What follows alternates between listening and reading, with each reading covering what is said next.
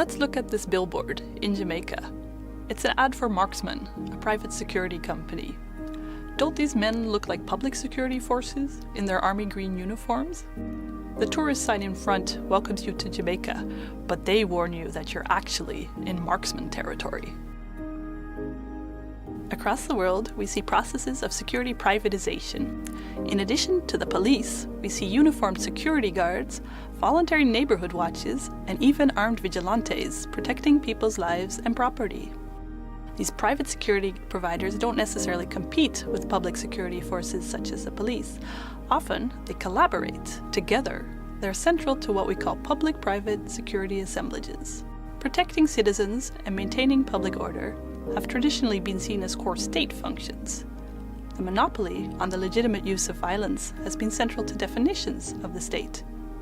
So what does it mean when the state actively shares this monopoly and private security providers take on a public role?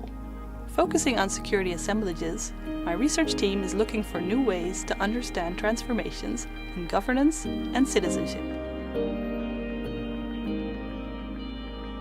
My research team works in 5 cities: Kingston, Jerusalem, Miami, Nairobi, and Recife. We've been doing long-term fieldwork to understand what happens when cities are governed through public-private assemblages. We've been spending time with different types of security professionals and different groups of urban residents. One of our findings is that public and private are unstable categories with blurred boundaries. These labels don't necessarily coincide with state and non-state.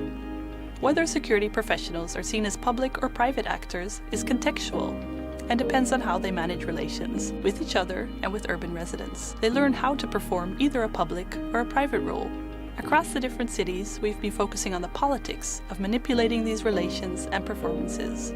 For instance, security privatization doesn't necessarily mean that the state is weakened.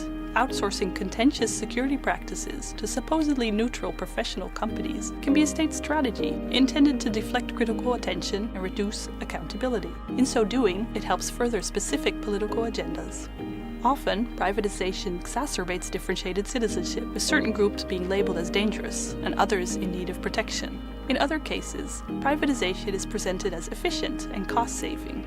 But if we look more closely, we see that it allows profit accumulation, often within networks of elites who are not contained by neat public-private divides. Finally, we also see non-state security providers, from companies to gangs, taking on a public role, providing public services and engaging in various symbolic practices, for instance, wearing state-like uniforms and making claims to territory.